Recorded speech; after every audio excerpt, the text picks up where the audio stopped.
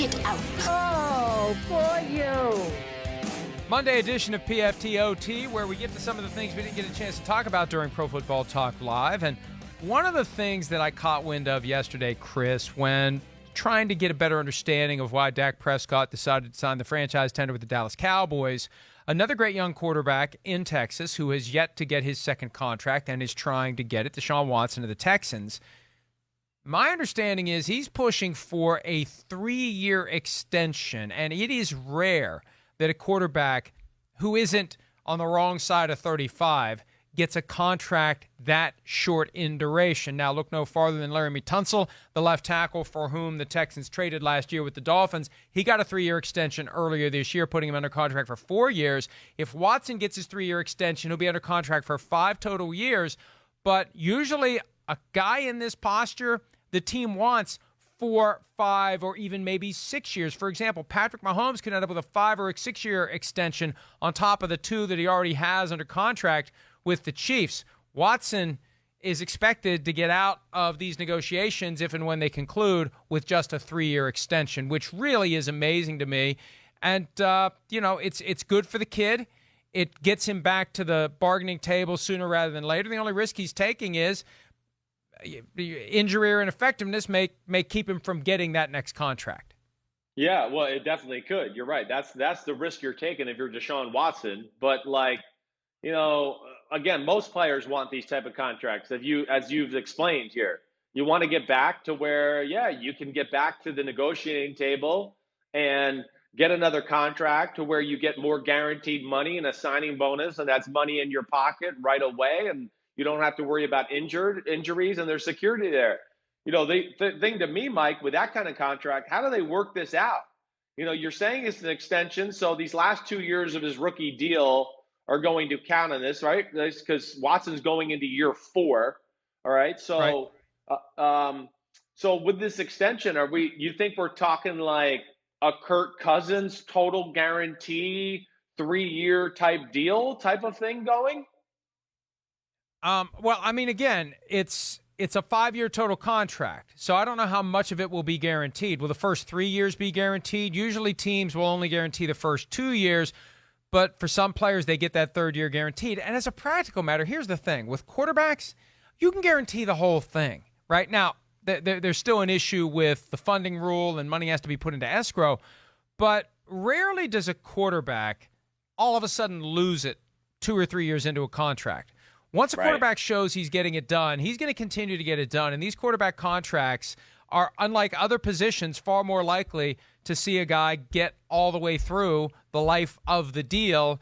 And that makes that urgency to extend it even farther. But Kirk Cousins is the best example from the standpoint of getting 3 years. But for Cousins, it was just straight 3 because he had all the leverage. For Watson, it's 3 years on top of the 2 that he still has. Which any regardless of whether a guy's got years left or not, Chris, any time that you can manage to get a new contract and it only covers 3 years is impressive. Mike, listen, again, maybe I'm stupid here, right? So when we're talking about a 3-year extension onto the 2 years, but the 5th year option that's considered already into this? That's considered as part of it. It would be 3 years on top of the 2 because they have his rights. They have his rights through 2021, so it is 5 years. Okay, all right. But again, the Chiefs are going to want 5 years on top of the remaining 2 years from Patrick Mahomes, putting him under contract for 7 years. So that's why I think it's, at a time when we don't know what the next wave of TV deals will bring to the NFL, we don't know how much more money is going to be injected into the overall revenue streams of the teams and the salary caps. We assume, even though it's difficult to make that assumption now because of the pandemic, we assume that at some point the money's going to be flowing again. And so you want to position yourself to get back at the trough more often than not. Because what happens is, if you do a 5-year extension, right, you have the guaranteed money the first couple of years. They keep you the 3rd year for cap reasons. You get to year 4 and 5, those are team options when you get to the non-guaranteed salaries. And if they keep you, that means they think it's a bargain. If it's not a bargain, they're not keeping you. So why not avoid those last 2 phony years and get back to the bargaining table and get the opportunity to get a new contract? So I like it very much that that what Deshaun Watson is pushing for here is only a 3-year extension, and it's going to be, for him, a valuable comparison to whatever Patrick Mahomes eventually does, because no matter what Mahomes locks into, Watson's going to get back into the position of getting a renegotiation faster than Mahomes will. Yeah, it certainly seems that way.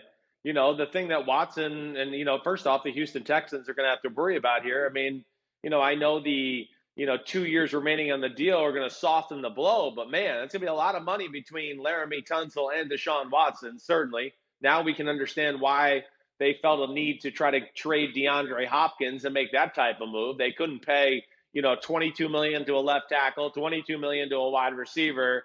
And then I don't know, Mike, if you're going to sign a 3-year deal, what type of money just in the new part do you think we're talking here?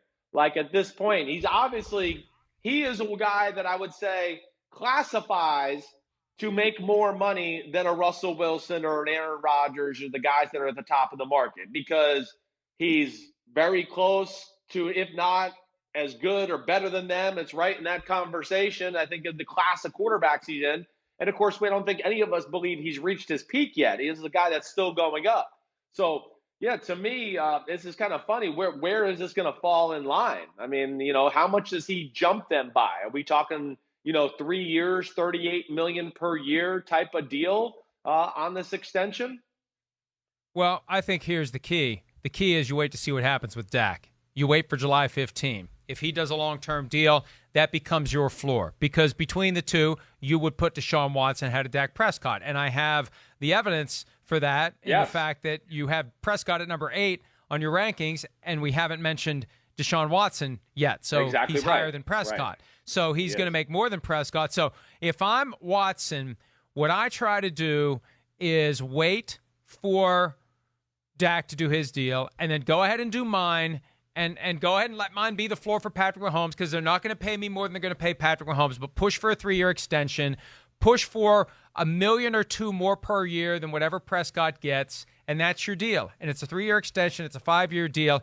He's due to make about 18.7 over the next 2 years anyway, under his last 2 remaining years of his contract. And see, the thing is, for him, the 5th-year option is only $17.5 million, because he wasn't a top 10 pick. Mahomes was a top 10 pick. For him, that 5th-year option is significantly more. The new money means more when the old money is less than what it would be for a guy like Patrick Mahomes. Yeah, it definitely does. Hey, listen, Watson is one of the torch bearers in the NFL. I think he is one of those guys. This is next. Him, Lamar Jackson, Mahomes, they are getting the baton to me from, Drew Brees, Brady, Aaron Rodgers. Yeah, Kyler Murray would be that. Aaron Rodgers. This is the next generation of guy here.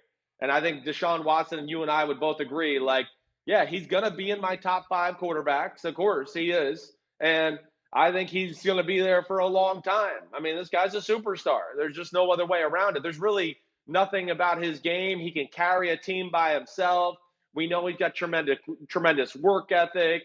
It's another guy that just embodies everything you want, as far as the face of the franchise, let alone he's really special on the field, really special. It's well-deserved, and I get it. And I'm just, really with the extension part of it, Mike, too, it could be a fairly, what do I want to say? A fairly good number for the Texans as far as the organization's concerned, about not a big yearly cap hit when you take into account, the 4th year of the contract and the 5th-year option. Yeah, look, and it's going to be a challenge to structure it in a way that allows you to have enough money for other players, but the quarterback is the centerpiece, and he's the guy. And, it wasn't all that long ago that there was speculation that the DeAndre Hopkins trade would contribute to an eventual parting of the Texans and Watson. And I remember, and we talked about it one day, I don't think we talked about it on the air, but we were kicking around the idea of including it in the show, that there's a sports book out there that had Deshaun Watson as the favorite to be the Week 1 starter for the Patriots in 2021, which is ridiculous even without the extension. But once the extension happens, that's not going to happen. And, hey, when you get a great young quarterback, you do not let him go. And that's what the Texans have. And this is a no-brainer. You don't let him go, and you pay him, and then you use the draft and all other devices to put the players around him. No, that's right. Exactly right. I mean, this is the kind of guy and talent that makes your franchise, it already has made them relevant. And the type of team and guy that I expect to keep his team relevant for the next 10 years, where they're always in the playoffs or dancing around the playoff conversation. And I think, to your point, Mike, Billy O'Brien realizes, I got something special here. I can't let this guy hit the open market. And I think, as much as we thought, maybe this isn't good that DeAndre Hopkins left Deshaun Watson, I think what it's really done is allowed the Texans to say, okay, Deshaun Watson, you're our guy. Oh, we love you. You're so awesome. You're our man. See, we let go of DeAndre Hopkins because we want to pay you. We want to make you the marquee guy. You're the best guy on our team and franchise and all that. So I think in a lot of ways that move, even though it might not be the best on the field, at least for Watson to this point, I think it's only going to embolden the franchise and him to feel like, hey, I am the guy, and they're going to fully invest in me to make sure that happens. All right, we'll see how that plays out, but I think that's the timeline. Prescott by July 15, Watson after that, regardless of whether or not Prescott does a long-term deal, and then we keep our eyes out for the Mahomes deal. But plenty of young quarterbacks who deserve it and are going to be getting it. You'll be getting a new edition of PFT Live on Tuesday, and plenty of content around the clock at ProFootballTalk.com. Chris, great stuff as always. Everybody else, we'll see you tomorrow. See ya.